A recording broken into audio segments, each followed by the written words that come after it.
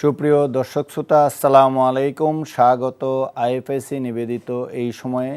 আমি জাহেদ চৌধুরী আপনাদের সঙ্গে আছি। আজ আমরা আলোচনা করব সমসাময়িক বিভিন্ন গুরুত্বপূর্ণ বিষয় নিয়ে। আজকে ঘোষিত হয়েছে আগামীকাল সন্ধ্যা 6টায় প্রধান নির্বাচন কমিশনার জাতির উদ্দেশ্যে ভাষণ দিয়ে নির্বাচনের তফসিল ঘোষণা করবেন।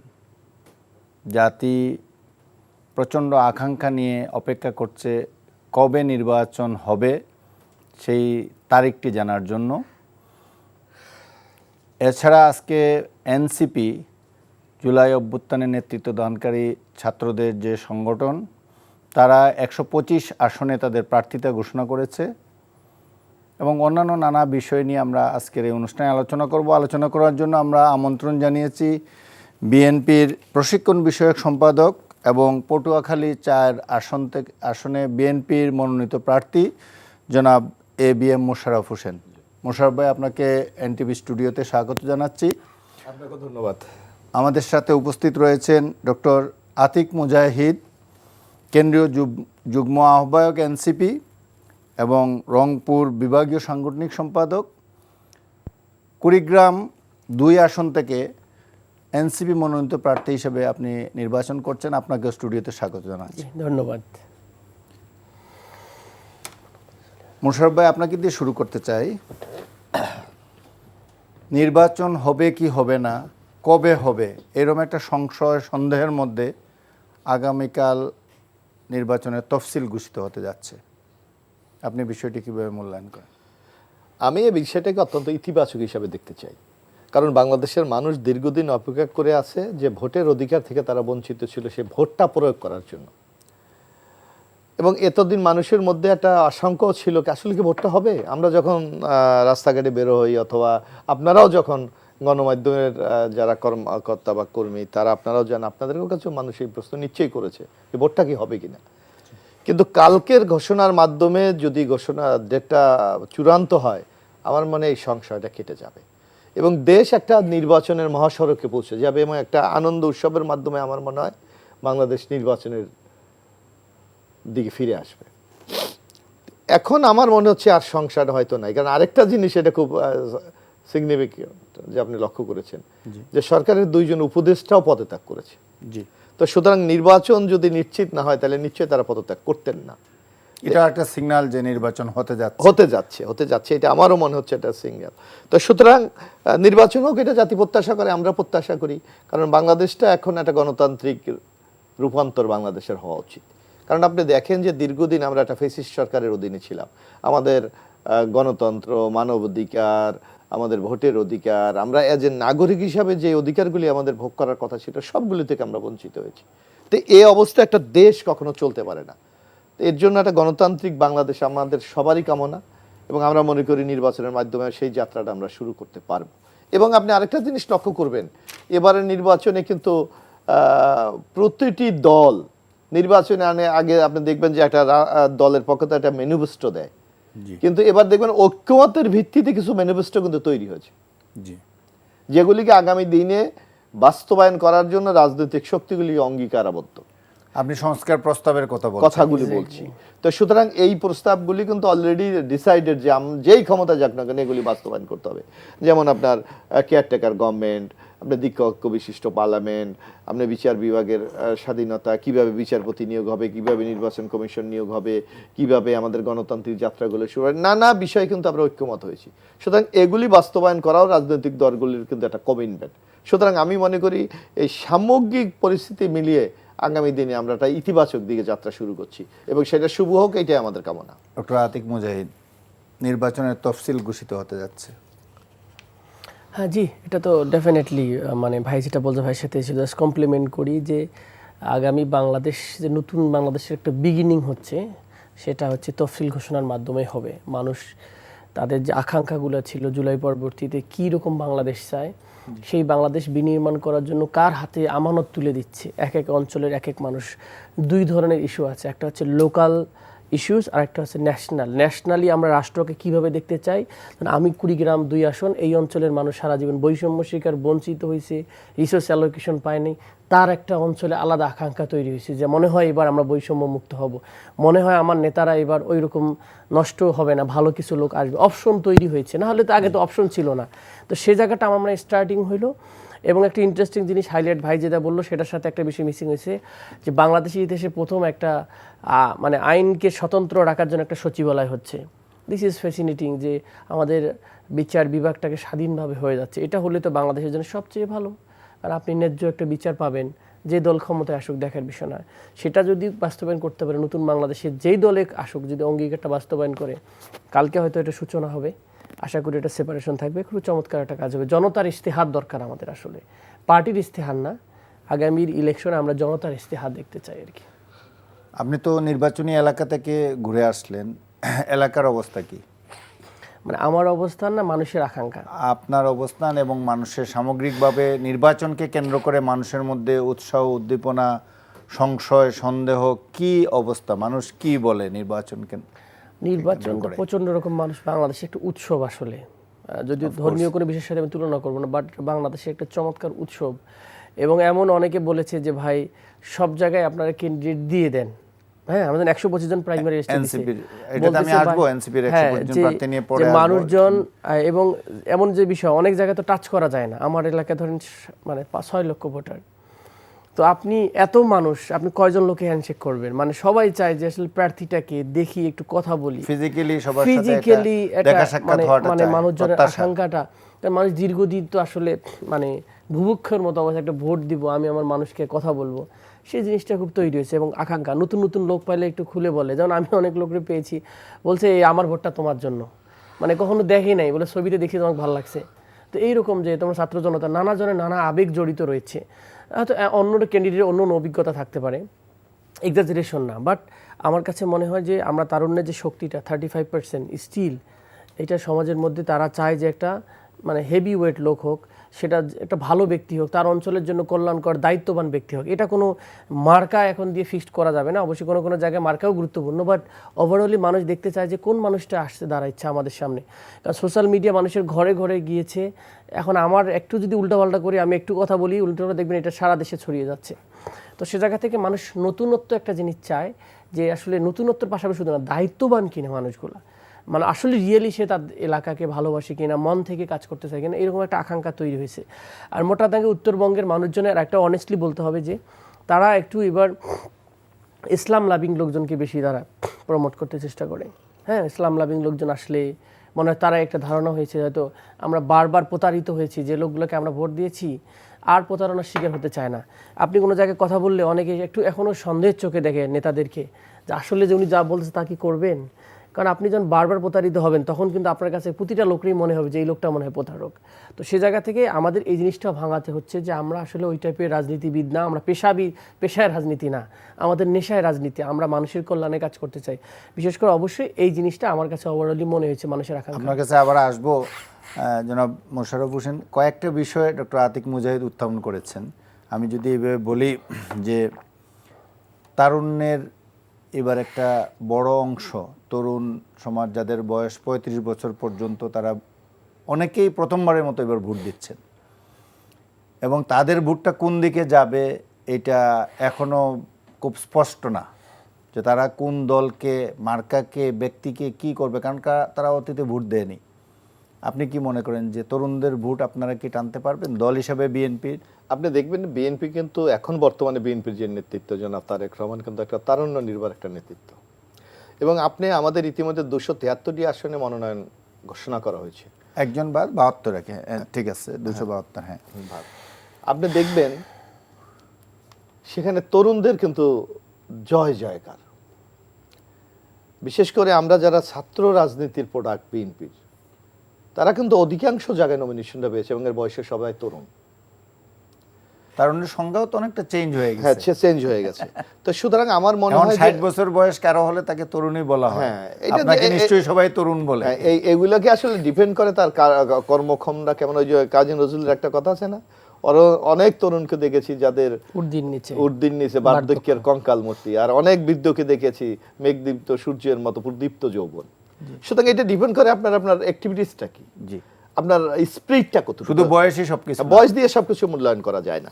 সুতরাং আজকে দেখবেন তেমনি একটি তারুণ্য নির্ভর জাতীয়তাবাদী দলের প্রার্থীরা কিন্তু এবার নমিনেশন পেয়েছে। সুতরাং আমি মনে করি তরুণরা, এবং সাম্প্রতিক যদি আপনি একটি প্রথম আলোর একটি জরিপ দেখেন, জি, প্রথম আলোর একটি জরিপ দেখেন, কারণ আমাদের টোটাল ভোটারদের মধ্যে প্রায় 40% কিন্তু তরুণ, এই যে তরুণটা আপনি বলছেন, জি, জি।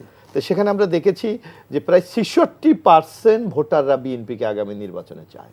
কিন্তু ডক্টর আতিক মুজাহিদ আরেকটা প্রশ্ন উত্থাপন করেছেন যে যারা পুরনো রাজনীতিবিদ তাদের প্রতি মানুষের এক ধরনের একটা অনাস্থা, কিংবা আরেকটা কথা আসছে যারা দীর্ঘদিন দেশ পরিচালনা করেছেন, বিশেষ করে বিএনপিকে এইবারের নির্বাচনে যারা পার্টিসিপেট করছে তাদের মধ্যে বিএনপি, এই মূলত বিএনপিকে লক্ষ্য করে এই কথাটি বলা হচ্ছে যে মানুষ নতুন কিছু চায়, যেটা ডক্টর আতিক মুজাহিদও বলছিলেন।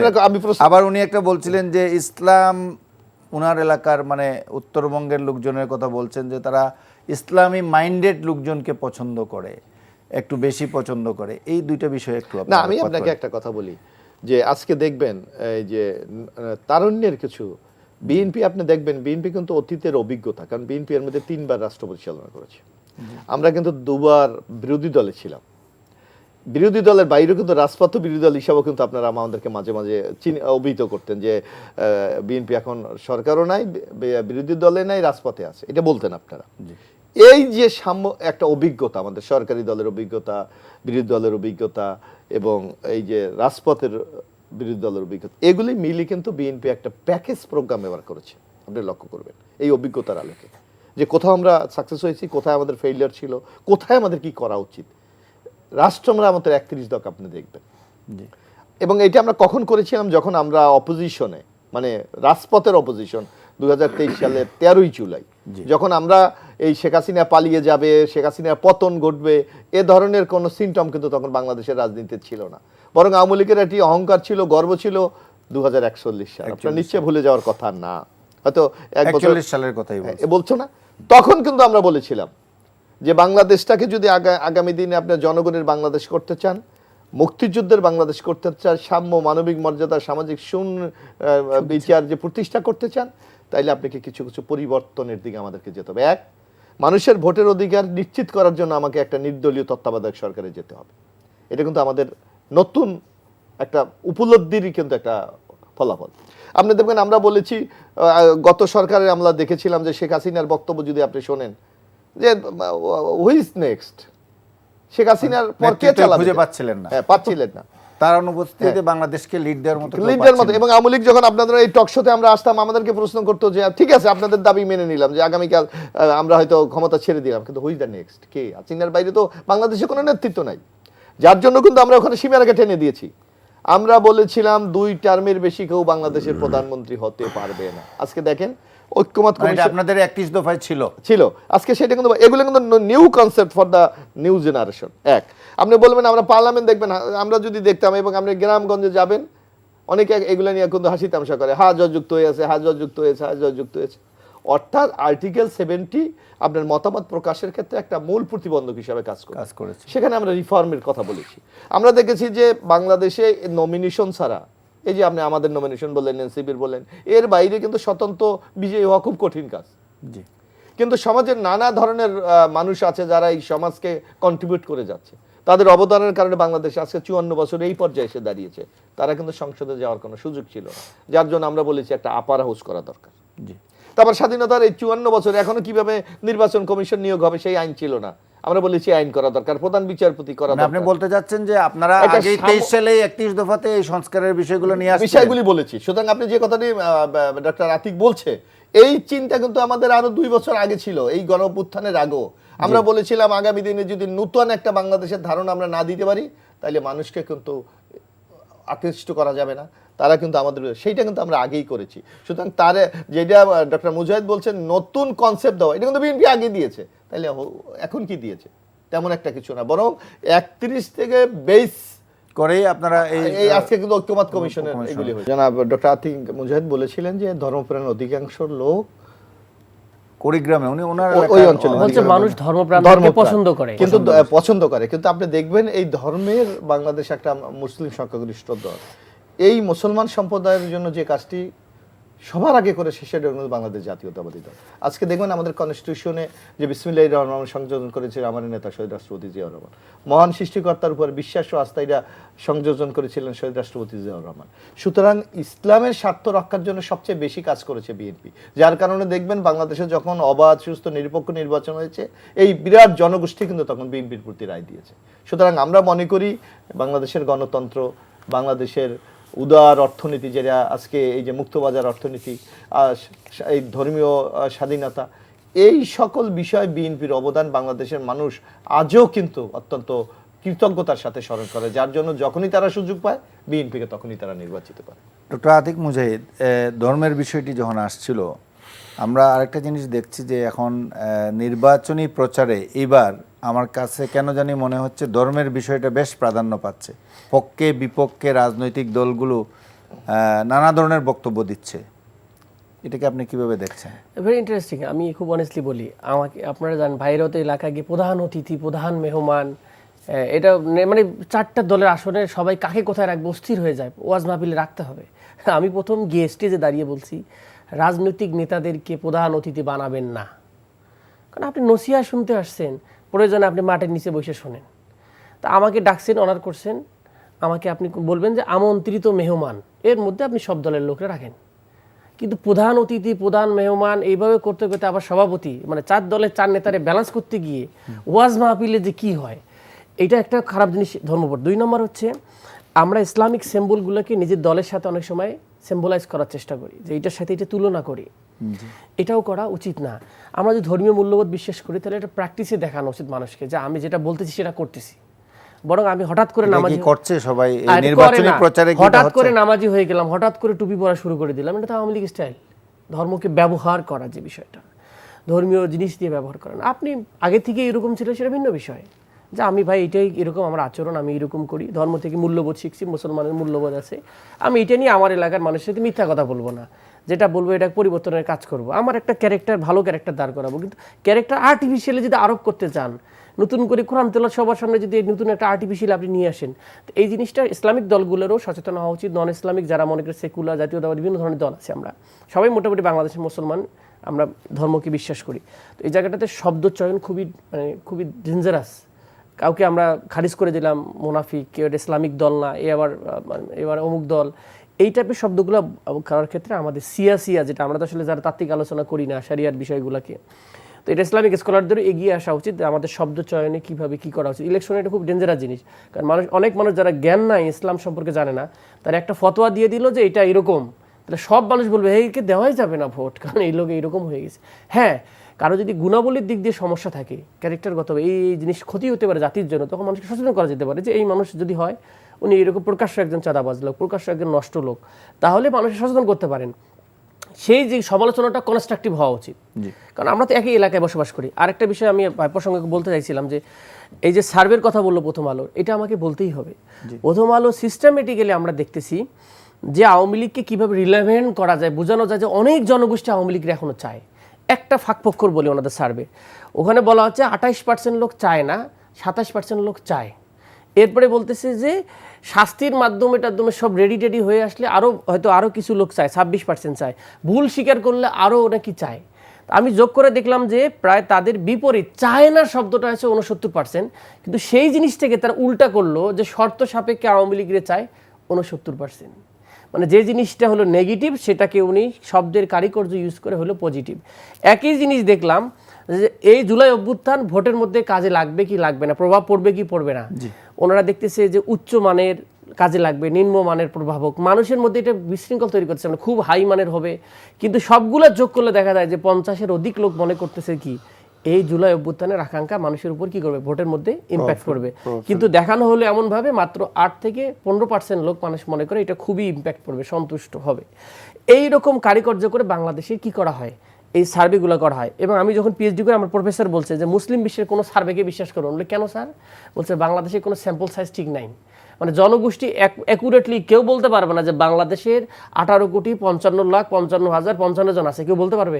না, এটা যেখানে 18, 20, 16 সবই চলে এখনো। তাহলে 16 বলে, 18 বলে, 22 বলে, যা তার ইচ্ছা মতো বলতেছি, বাড়াইতেছি। শেখ মুজিবের মতো 30-40 লাখ একবারে বলে ফেলতে পারি, এরকম আমরা অবস্থা।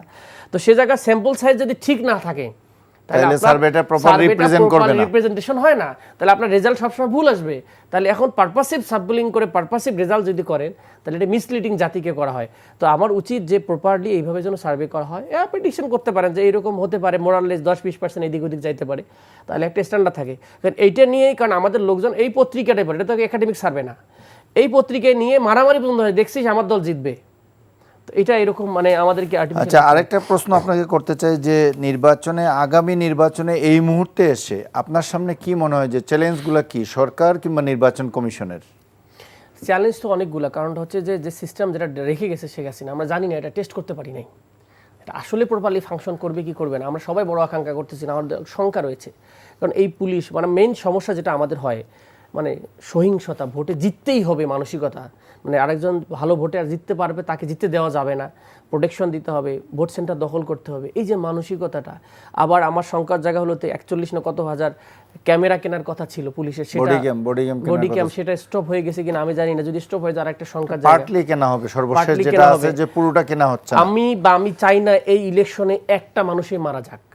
এই ক্যাম্পেইন হবে যা হবে, কারণ এন্টি ফেসিস যারা আমরা দলগুলো আছে ম্যাক্সিমাম, এক্সেপ্ট ওই 14 দলের সহযোগী যারা আছে, আমি জাতীয় পার্টি সহকারে যারা আছেন, এদেরকে 3টা নির্বাচন আমরা দেখতে চাই না। কারণ বাংলাদেশের মানুষকে ফেসিবাদ এস্টাবলিশের ক্ষেত্রে এই দলগুলাই, ইউনূস সাহেব যদি জেলে থাকে জাতীয় পার্টিও জেলে থাকা উচিত। এই 4 ভাগ করা হচ্ছে, এটা সিস্টেমেটিক্যালি আমার কাছে মানে প্ল্যান সি প্রজেক্ট, টানিসুলক দিয়ে, এরাও তো কোন জায়গার সাথে কানেকশন, ইন্ডিয়ার সাথে কানেকশন আছে।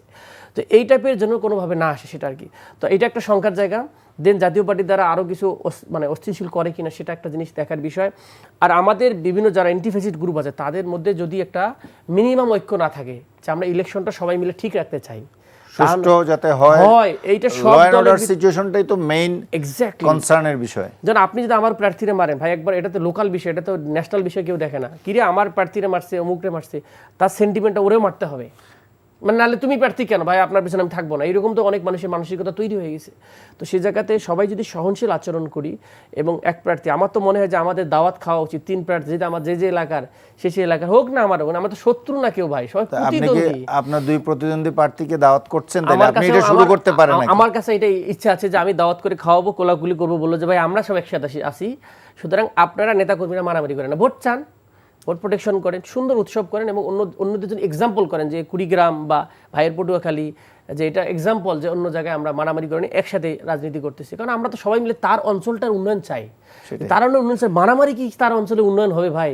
10টা লোক নষ্ট করে মেরে ফেললাম, আমার চাচাতো ভাই অমুক নানা ঘুরে ফিরে আমাদের আত্মীয় স্বজন তো এখানে বসবাস করি, এলাকার যে এক্স্যাক্টলি এই জিনিসটা মাথায় রাখলে আমার মনে হয় সুন্দর একটা ভোট দেওয়া সম্ভব। মোশাররফ ভাই, আপনি কি মনে করেন যে নির্বাচনকে সামনে রেখে এই মুহূর্তে সবচেয়ে বড় চ্যালেঞ্জটা কি এবং কিভাবে এটাকে ওভারকাম করা যায়? এইগুলি আমি মনে করি এবারে নির্বাচনে কিন্তু একটা নতুন মাত্রা যোগ হয়েছে, আপনি লক্ষ্য করবেন যে সেই যাত্রাটা হলো আমাদের ধর্মের ব্যাপক ব্যবহার। এটা দিয়ে 2টা মানে ক্ষতি হচ্ছে আমার কাছে মনে। একটা হলো ইসলাম ধর্ম সম্বন্ধে একটি নেগেটিভ ন্যারেটিভ দাঁড় করানো। যেমন আপনি দেখেন কিছু কিছু বক্তব্য আসছে যেটা আমাদের যারা স্কলার, ধর্মীয় শায়েখ বা যারা আমাদের ইসলামী মুফতি এদের বলি, এরাই কিন্তু এক একজন এক এক রকম। যেমন আমি দেখলাম যে জামাত ইসলাম থেকে একজন বাংলাদেশের, আমরা এর আগে তাকে খুব রিনাউন্ড আলেম হিসেবে জানতাম, হামজা সাহেব, আমির হামজা, উনি হঠাৎ একটা ফতুয়া দিলেন যে আপনার যদি আপনি দাঁড়িপাল্লায় ভোট দেন 18 কোটি মানুষ এটার সওয়াব পাবে। অর্থাৎ এটা টোটালি ধর্মের অপব্যাখ্যা। এবং দেখেন বাংলাদেশের অধিকাংশ লোক আছে যারা ধর্ম খুবই ভীরু, তাদের মধ্যে কিন্তু একটা নেগেটিভ মেসেজ যাবে। আবার দেখলাম যে দাঁড়িপাল্লায় যদি আপনি ভোট দেন অথবা পাখা মার্কায় ভোট দেন, এই ভোট নবীজি পাবে। তা আমাদের নবীজি কি কোনো ভোট প্রয়োজন ছিল? বা নবীজি কি জীবনে কোনোদিন কোনো ইলেকশন করেছিলেন? অর্থাৎ এই ধরনের কিছু ধর্মীয় অপব্যাখ্যা মানুষের মধ্যে কিন্তু একটা নেগেটিভ ইম্প্যাক্ট তেমনি করে, তেমন একটা উত্তেজনা তৈরি করে। আবার এর কাউন্টার কিন্তু আবার যাদের বিরুদ্ধে বলে তারা কিন্তু আবার দেওয়ার চেষ্টা করে। অর্থাৎ ক্ষতিগ্রস্ত হচ্ছে, প্রশ্নের সম্মুখীন হচ্ছে কিন্তু আমাদের পবিত্র ইসলাম ধর্ম। এই ব্যাপারে আমার সরকার, নির্বাচন কমিশন এখন থেকেই খুব কেয়ারফুল কোন স্টেপ নেওয়া উচিত। যদিও তো আমি দেখেছি যে আচরণবিধির মধ্যে স্পষ্ট বলা আছে যে এই যে ধর্মকে ব্যবহার করা যাবে না, ধর্মীয় প্রতিষ্ঠান মসজিদ মাদ্রাসা কারণ এটা এক্সিকিউট করা তো বড় বিষয়, যে আপনার কাগজে অনেক কিছুই লেখা থাকে কিন্তু বাস্তবে এইটাকে করতে হবে এক। আর পাশাপাশি এই যে আমাদের যাদেরকে আমরা ধর্মীয় নেতা হিসেবে মানি আলাদা, এরাও কিন্তু খুব কেয়ারফুল কথাগুলি বলা উচিত। এখন আপনি বলবেন যে একটা মার্কায় ভোট দিলে আমার 18 কোটি মানুষের সোয়াব পাবে, কি এটা কোন জায়গায় আছে? তো সুতরাং এইটা হলো আমার কাছে বিরাট একটা চ্যালেঞ্জ মনে হচ্ছে। আর আরেকটা চ্যালেঞ্জ হলো যে আমি গণভোটের ক্ষেত্রে একটা চ্যালেঞ্জ দেখি, কারণ আপনি দেখবেন যে বাংলাদেশের মানুষগুলি কিন্তু অভ্যস্ত হলো যে সে যে মার্কাকে পছন্দ করে, যে দলকে পছন্দ করে তাকে ভোট দেবে, কিন্তু এবার কিন্তু সাথে একটা গণভোটও আছে। এবং গণভোটটা কি, আমরা যে একটা পরিবর্তনের আকাঙ্ক্ষা নিয়ে এগিয়ে যাচ্ছি এইটাকে সমর্থন করা। সেখানে আপনি দেখবেন আমরা যতটুকু জানি বাংলাদেশে প্রায় 40% লোক এখনো পড়তে জানে না, হয়তো স্বাক্ষর দিতে জানে, দেখতে জানে। এখন আপনি বলছেন একটা বিরাট একটা ফর্দ আপনাকে ধরিয়ে দেবে যে এই বিষয়ে আপনি চারটা প্রশ্ন, চারটা বিষয়, এখন এই চারটা কি তারা পড়তে পারবে? অথবা কেউ যদি সবাই পারবে না, অবশ্যই সবাই পারবে না, তাহলে এইটা একটা ভালো একটা সংখ্যা পারবে না। হ্যাঁ, এটা একটা বিরাট চ্যালেঞ্জের মধ্যে একটা পড়বে। এইটার জন্য তো আসলে আপনাদের ক্যাম্পেইন করতে হবে। যারা রাজনৈতিক দলের কর্মী নেতা যারা আছেন, তারা যদি গণভোট, যেহেতু আপনারা একটা কনসেনসাসের ভিত্তিতে মোটামুটি ঐক্যমত্যের ভিত্তিতে একটা জায়গায় দাঁড়িয়েছেন সংস্কারের ব্যাপারে, তো আপনারা যদি সবাই হা ভোটের পক্ষে ক্যাম্পেইন করেন, তাইলে তো লোকজন আপনাদের কথা শুনেই ভোট হাতে দিয়ে আসবে, এত পড়ার দরকার নাই। চৌধুরী ভাই কেউ করছে না, কিন্তু আমার কথা হলো যে রিয়েলিটিকে আপনাকে যেতে হবে, রিয়েলিটি করে, কারণ আপনি অনেকে পড়তে জানেন এক।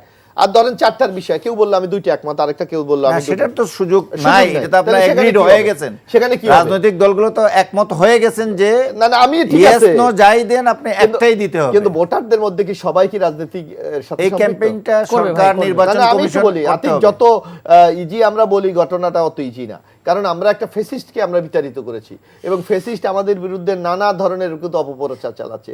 কখনো কখনো বলছে একটা মৌলবাদী গোষ্ঠী বাংলাদেশ ক্ষমতা দখল করেছে, কখনো কখনো বলেছে যে একটা সংখ্যালঘুদের উপর নির্যাতন করা হচ্ছে, মানে নানা ধরনের একটা নেগেটিভ দাঁড় করিয়ে আমাদের এই আন্দোলন এই অর্জনটাকে প্রশ্নবিদ্ধ করতে চায়।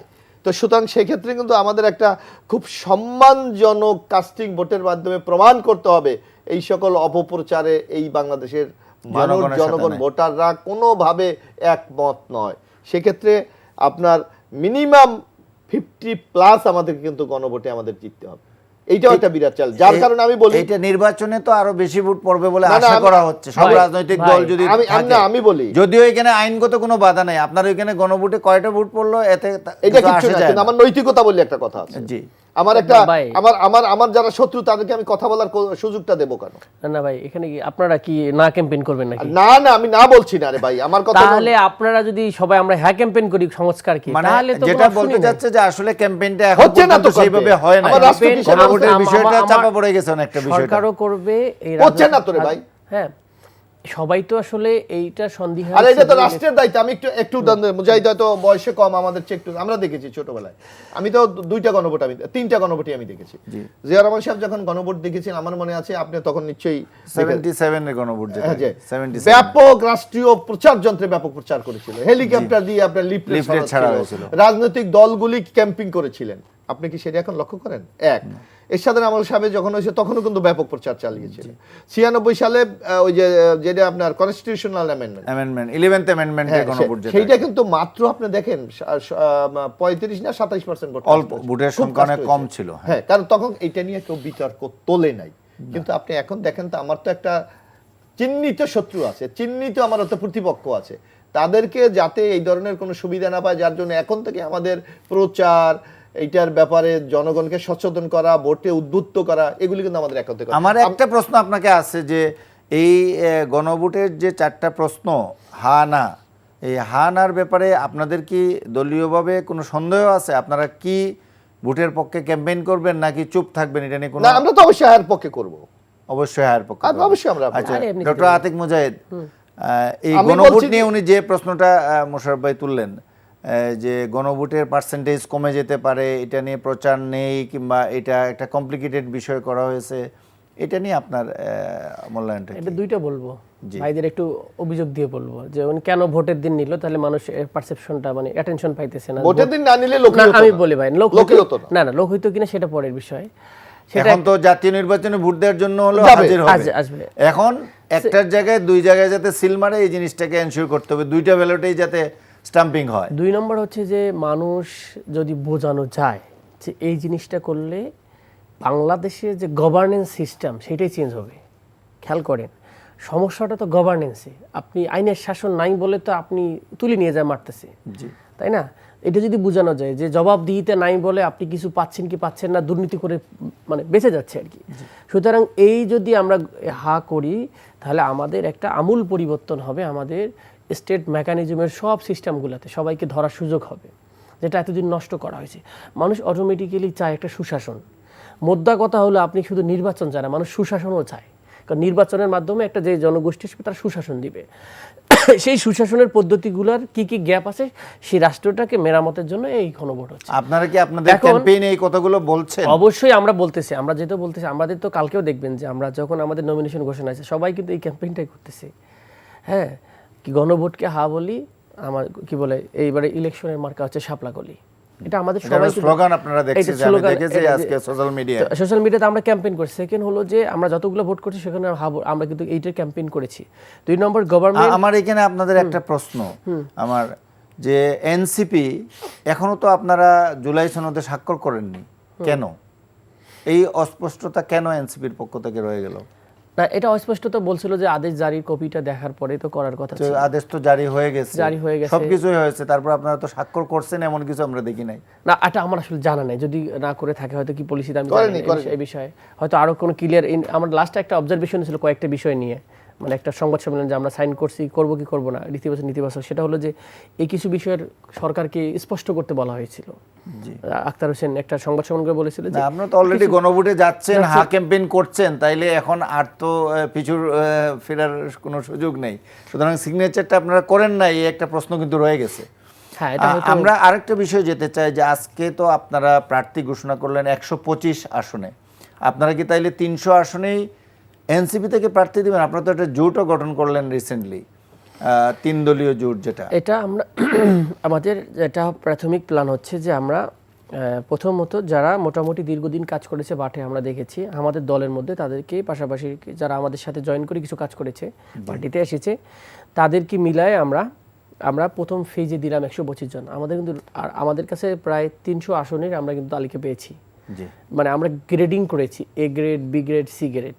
যদি আমরা 100 আসনে মানে যদি 100 আসনের ইলেকশন করি তাহলে আমরা কোন কোন প্রার্থীকে দিব, যদি 200 আসনে করি তাহলে এর সাথে এই লোকগুলো যুক্ত না, হবে। তাইলে কি এখনো সন্দেহ আছে যে আপনারা 300 আসনে নাও করতে পারেন? না না, এটা হচ্ছে যে কারণ একটা আপনি যতই বলেন না কেন 300 আসনের যে মানসিক ক্যাপাসিটি, টাকা, ফাইন্যান্স, মোবিলাইজেশন, ইস্তেহার, অনেক কিছু কিন্তু বিষয়। সত্য কথা তো বিষয়গুলোকে দেখতে হবে আমাদেরকে ক্যাপাসিটির উপর।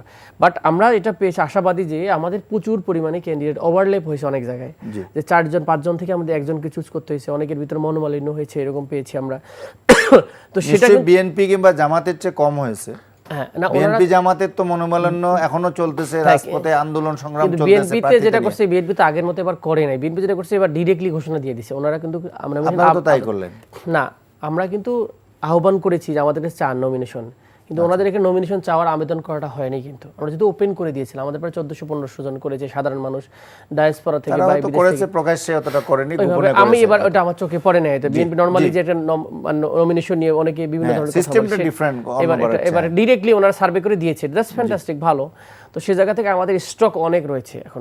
আমরা এখন কতটুকু দিব গ্র্যাজুয়ালি পার্টির পলিসি অনুযায়ী আমরা দিব। যেমন 10টা বিভাগীয় সাংগঠনিক কিন্তু আমি একজন, তো আমরা 10টা অঞ্চলের দায়িত্ব দিলাম, 33টা আসনের দায়িত্ব আমার ছিল। তো এখানে হেভি ক্যান্ডিডেট, এবং আমরা এখনো কি প্রায়োরিটি পেয়েছে আপনাদের এই নমিনেশনের ক্ষেত্রে?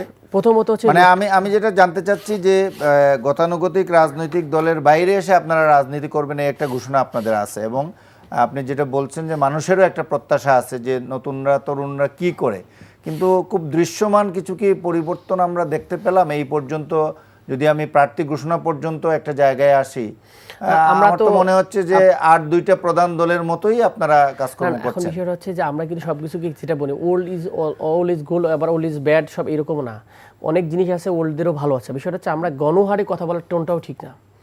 অনেক অভিজ্ঞতাকে আপনি বাদ দিয়ে দিবেন না, কিন্তু এই যে যেখানে দিলে আমাদের এখানে একটা প্রার্থী সম্পর্কে তো অভিযোগ এরকম মেসি আকারে আসলো না যে এই প্রার্থীগুলোর মধ্যে এরকম চাঁদাবাজ, এই লোকটা নষ্ট, এই লোকটা এরকম ডিরেক্টলি তো আমরা এখন পর্যন্ত দেখি না। দ্যাট ইজ আমরা এই জন্য আমাদের নাসিরুদ্দিন পাটোয়ারি বলছে যে সৎ দক্ষ লোক দেওয়াটাই হচ্ছে একটা বড় চমক বা বড় একটা ম্যাজিক, যে আমার নর্মালি টাকার খেলা হয় একটা নমিনেশন দেওয়ার ক্ষেত্রে, নানা রকম লোক লবিং করে আসে, নষ্ট লোকটাও চান্স পেয়ে যায়, সে জায়গায় ভালো লোকগুলোকে চয়েস করার ক্ষেত্রে হয়। সেকেন্ড হচ্ছে আমরা বিভিন্ন দল থেকে কিন্তু অনেকে আমাদের কাছে নমিনেশন চেয়েছে এবং অনেকে আমাদের আপনারা তো ওপেন আহ্বানও জানিয়েছিলেন, আপনারা এরকম কতজন সাড়া দিয়েছে আপনাদের এবং আহ্বানে? আমাদের অনেকে অন্য দলের বিএনপি থেকে আপনারা দেখবেন যে প্রতিমন্ত্রী একজন আমাদের নমিনেশনই পাইনি। আমি বলি পাক মেজর মঞ্জুর কাদের কথা বলছেন? মঞ্জুর আছে, আরো অনেকে নমিনেশন পায়নি, আমাদের সাথে যোগাযোগ আছে, জামাতের অনেকে আছে, যোগাযোগ আছে, ওনারা আমাদের সেকেন্ড ফেজে দিতেও পারে আমাদের পার্টির পলিসি, কারণ পার্টির সাথে অ্যালাইন করবে কিনা। আমাদের প্রথম কথা হচ্ছে যে আপনি লং রানে মধ্যম ধারা রাজনীতি করতে আগ্রহী কিনা। অনেক আপনি একটা মানুষকে হঠাৎ করে আসলে নমিনেশন দিলে ইলেকশনের জন্য তো হয় না, পার্টিকে আপনি ওন করবেন কিনা এগুলো দেখা হয়েছে। দেন ওনার ওই এলাকারকে আমরা তিনভাবে চেক করেছি স্বচ্ছ কিনা, লোকটার ব্যাপারে কোনো ধরনের অভিযোগ আছে কিনা, সেগুলোকে আমরা আমলে নিয়েছি এবং আমরা এরপরে বলেছি এরপরে যদি আমাদের ভুল হয় সেগুলোকে আমরা সংশোধন করব। 2 জন উপদেষ্টা পদত্যাগ করেছেন নির্বাচন করবেন বলে, এবং তারা ছাত্রদের প্রতিনিধি হিসেবে উপদেষ্টা পরিষদে ছিলেন। তাদেরকে কি এনসিপি মনোনয়ন দিচ্ছে?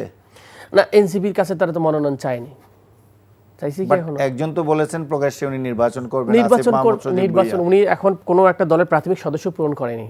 আমরা তো এরকম শুনেছি উনি বিএনপিতে জয়েন করবেন। আমরা একটু আগে দেখলাম যে উনি গণ অধিকারে যেতে চেয়েছিলেন, তাকে বাধা দেওয়া হচ্ছে। তার মানে অনেক ধরনের মানে শব্দ গুজব রয়েছে। এখনো এটা স্পষ্ট না। আমরা স্পষ্ট না উনি যদি কোনো একটা দলে জয়েন করে দেন সেই দল বিবেচনা করবে তার ইলেকশনে তাকে নমিনেশন দেবে কিনা, নাকি উনি তো একসময় বলছে আমি স্বতন্ত্র ইলেকশন করব, তাহলে তার সিদ্ধান্ত তো আমরা বলতে পারবো না। এটা উনি আমাদের পার্টির ম্যান হওয়ার পরে না পার্টি আমরা বলতে পারবো তাকে আমরা আমি আসবো আপনার কাছে। আবার মোশাররফ ভাই, আপনার কাছে জানতে চাচ্ছি যে এনসিপি যে আজকে প্রার্থীতা ঘোষণা করলো, আপনার দৃষ্টিতে তাদের মধ্যে চমকটা কি, কিংবা আপনি এটাকে কিভাবে দেখছেন? না, এনসিপি হলো কি দেখেন একটা নতুন রাজনৈতিক দল।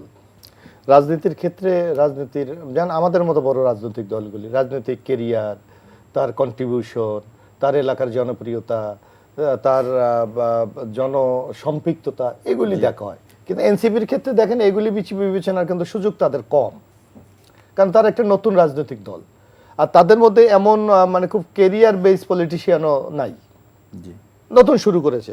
সুতরাং তাদের ক্ষেত্রে প্রার্থী নির্ধারণ করা কিন্তু রিয়েলি টাফ, খুবই কঠিন কাজ। কারণ হয়তো ওনাদের দৃষ্টিতে একটা লোক হয়তো যোগ্য, কিন্তু জনগণের কাছে তার গ্রহণযোগ্যতা কত। তার উল্টোটা তো হতে পারে যে আপনাদের যারা প্রার্থী ঘোষণা করলেন তাদের প্রত্যেকের কিছু না কিছু ব্ল্যাক স্পট আছে, কারণ দিনে চলতে গেলে আপনি 20 বছর রাজনীতি করলে আপনার ভালো মন্দ মিলেই হবে, কিন্তু তারা তো ফ্রেশ ব্লাড, তাদের এই স্পটগুলো কম, তাদের বয়সের কারণে। না, আমি আপনার সাথে দ্বিমত করছি না, কিন্তু আপনাকে দেখতে হবে যে একটা লোকের আপনার পজিটিভ নেগেটিভ মিলে কোনটা হাই, এটাকে ইম্পর্টেন্ট ব্যাপার। একটা লোক যে 100% ভালো মানে তার রেপুটেশন ভালো এটাও বলা যাবে না। আবার আছে এমন কিছু কাজ সে করেছে যেগুলি তাকে এলাকার লোকজন তাকে কখনো তার কাছ থেকে সমর্থন প্রত্যাহার করবে না, এরকম না। কারণ একটা দেখেন একজন এমপি তাহলে 5 বার 6 বার 7 বার এমপি কিভাবে হয়, এরকম আছে না বাংলাদেশের ইতিহাসে? আছে। সুতরাং নেগেটিভ পজিটিভ দুইটাই থাকবে, কিন্তু দেখা যাবে কোনটা বেটার এটাকে আপনাকে লক্ষ্য করতে হবে। তো এনসিপির ক্ষেত্রে এটা কিন্তু মূল্যায়ন করার কোনো সুযোগ নাই, বরং নতুন একটি তার রাজনৈতিক দল, বরং অনেকটা আপনাকে যেটা বলতে পারেন একটা অন কাইন্ড অফ এক্সপেরিমেন্ট। তারা দীর্ঘমেয়াদী রাজনৈতিক দল জন্য যেমন তাদের নেতারাও বলছেন, যেমন আমি ওই দিন দেখলাম যে তাদের একজন কি ডাক্তার জাবিন, উনি বলছে যে আমরা জানি একটা সিটও পাবো না, কিন্তু আমরা রাজনীতি করতে চাই। It is the very positive attitude. তো সুতরাং আমরা মনে করি তাদের এখানে ভুল ভ্রান্তি হতে পারে, বা সঠিক মূল্যায়নও করার তাদের সেই জায়গাটা কিন্তু খুবই লিমিটেড। আমি একটা ভিন্ন প্রসঙ্গে আপনার কাছে যাই যে আপনাদের দলের ভারপ্রাপ্ত চেয়ারপারসন জনাব তারেক রহমান, উনি কি আদৌ বাংলাদেশে আসবেন নির্বাচনের আগে? অবশ্যই আসবেন। উনি নমিনেশন, ওনাকে নমিনেশন দেওয়া হয়েছে, উনি যদি বাংলাদেশে না আসে তাহলে নমিনেশন উনি ইলেকশন করবে কিভাবে, কবে নাগাদ আসবে? এবং আমাদের দলের পক্ষ থেকে আপনার স্পষ্ট ভাষায় বলে দেওয়া হয়েছে ইনশাল্লাহ বিএনপি যদি জনগণের রায় পায় আগামী দিনে বাংলাদেশের পরবর্তী প্রধানমন্ত্রী হবে জনাব তারেক রহমান। কবে আসতে পারে? উনি যে কোনো সময়, ওনার আম্মা এখানে মা অসুস্থ, আমাদের নেত্রী বেগম খালেদা জিয়া, উনি এখন তার চিকিৎসার সমন্বয় করছেন এবং আমরা ইনশাল্লাহ শুকরিয়া আদায় করছি মহান আল্লাহর কাছে যে বেগম খালেদা জিয়া সুস্থ হয়ে উঠছে। সুতরাং আমার মনে হয় এনি টাইম জনাব তারেক রহমান বাংলাদেশ চলে আসবে। আপনি কি মনে করেন যে জনাব তারেক রহমানের আসার এই বিলম্বের কারণে আপনাদের নির্বাচনী প্রচারে কিংবা নির্বাচনের জয়ের ক্ষেত্রে কোনো ধরনের সমস্যা হচ্ছে নাকি ওনার অনুপস্থিতিতে কোনো সমস্যা হচ্ছে কিনা? তারেক রহমান এখনো আপনি দেখবেন প্রায় ৮,০০০ মাইল দূরে আছে, কিন্তু আপনি দেখবেন একটা আন্দোলন দীর্ঘ বিএনপির মতো একটা দলকে আওয়ামী লীগ নানাভাবে চেষ্টা করেছিল এটাকে ডিভাইডেশন করার জন্য, এটাকে ভেঙে দেওয়ার জন্য, এটার লোকজনকে সরিয়ে নেওয়ার জন্য, কিন্তু আপনি কি পেরেছে? অর্থাৎ বিএনপি জনাব তারেক রহমান বেগম খালেদা জিয়ার নেতৃত্ব ঐক্যবদ্ধ। এখানে তাদের উপস্থিতি অনুপস্থিতি, আমি মনে করি অনুপস্থিতি তো আমরা কোনো লক্ষণ দেখি না, কারণ তারেক রহমান আমাদের সাথে ডেইলি ৮, ১০টা, ২০টা করে মিটিং করে, আমাদের কোনো সংকট হলেই আমরা তার সাথে কথা বলি, যোগাযোগ করি। সুতরাং তারেক রহমান আমাদের বাইরে আছে এই ধারণা, এই অনুভূতি আমাদের মধ্যে কখনো কাজ করে না। আমরা মনে করি তাকে সাথে নিয়ে আমরা প্রতিনিয়ত পার্টির কার্যক্রম চালিয়ে যাচ্ছি এবং আগামী নির্বাচনে আমরা তার নেতৃত্বেই এই ভোট যদি আমরা অবতীর্ণ হব। জনাব আতিক মুজাহিদ, আরেকটা ছোট্ট বিষয় নিয়ে যে আমরা দেখলাম জাতীয় পার্টির যে জোট, নতুন একটা জোট তারা করেছে, এটাকে আপনি কিভাবে দেখছেন? খুব সংক্ষেপে 30 সেকেন্ড। আমি তো বলি যে বাংলাদেশে তো একটা পিওর একটা শত্রু থাকা লাগে, বা আমার জন্য উপকার করে না, কল্যাণ চায় না, ক্ষতি চায় না, ইন্ডিয়ান হেজিমনিক পাওয়ার। তারা বাংলাদেশে কোনো না কোনো পলিসিতে বাংলাদেশে তারা ঢুকবেই, তাদের একটা থাকতে হবে পলিটিক্যাল ফোর্স। যেটা আওয়ামী লীগ তাদের পলিটিক্যাল নাম্বার 1 ফোর্স ছিল, সেকেন্ড জাতীয় পার্টি ভেঙে চুরে 3 ভাগ করে একটাকে রাখতে হবে, দেখাইতে হবে ভালো রিফাইন। সেই অংশটাই এখন আমরা মনে করতেছি যে এই অংশটাকে দিয়ে করার চেষ্টা করা হচ্ছে। তো এক শ্রেণীর এস্টাবলিশমেন্টও এখানে সাথে আমার কাছে মনে হয় জড়িত রয়েছে, এইটাকে হাইলাইট করা। তাদের ব্যাপারে কোনো আওয়াজ নেই, আপনি দেখবেন কোনো মিডিয়াতে নাই। আমার দেশ এক্সেপশনালি একটা নিউজ করেছে, ফেসিবাদের দোসরদের দিয়ে নতুন ঐক্য জোট। একটা পত্রিকা আমি কোনো ব্যাপার পাই নাই। তারা যে ক্ষতি করেছে রাষ্ট্রের জন্য, তারা তো স্লোগান দিয়ে মানে আজান দিয়ে বলবো যে ফেসিবাদ এস্টাবলিশ করার ক্ষেত্রে যে লোকগুলো ভূমিকা পালন করেছে তার মধ্যে সরকারই তো ছিল, জাতীয় পার্টি তো শেখ হাসিনার সরকারই ছিল না 2000। আপনি যে মন্ত্রী সাইকেল মার্কা নিয়ে কিনা না ওনার নাম সেই লোক এসে আবার করে কেমনে, আমার মাথায় কাজ করে না। মানে তাকে জেলখানায় ছিল মনে কিছুদিন, জেলখানা থেকে বের করে নিয়ে এসে তারে যদি আবার আপনারা যদি বাংলাদেশে এই জুলাই পরবর্তী করতে দেন, এটা বাংলাদেশের স্পিডের সাথে গাদ্দারি করা। মোশাররফ ভাই, আপনার 10 সেকেন্ড এই জাতীয় পার্টির এই নতুন জোট করা নিয়ে। এখানে আমি এখানে টোটাল যদি আমি কাউকে অভিযুক্ত করি, সেটা আমি বর্তমানে ইন্টিরিয়াম গভর্নমেন্টকে অভিযুক্ত। এক্স্যাক্টলি একই অভিযুক্ত যদি আপনার 14 দলের ওয়ার্কার্স পার্টির জাসদ যদি জেলে থাকতে পারে, হয় জাতীয় পার্টি আউটে থাকবে। সুতরাং এটা তাদের কি দুর্বলতা আছে জাতির সামনে, এটা তারা উপস্থাপন করা উচিত। আমার মনে হয় যে আমরা অনেক আলোচনা করলাম আজকের এই অনুষ্ঠানে উপস্থিত হওয়ার জন্য। জনাব ABM মোশাররফ হোসেন এবং ডক্টর আতিক মুজাহিদ, আপনাদের দুজনকে অসংখ্য ধন্যবাদ। সুপ্রিয় দর্শক শ্রোতা, এতক্ষণ আপনারা অতিথিদের বক্তব্য শুনলেন। শুভরাত্রি।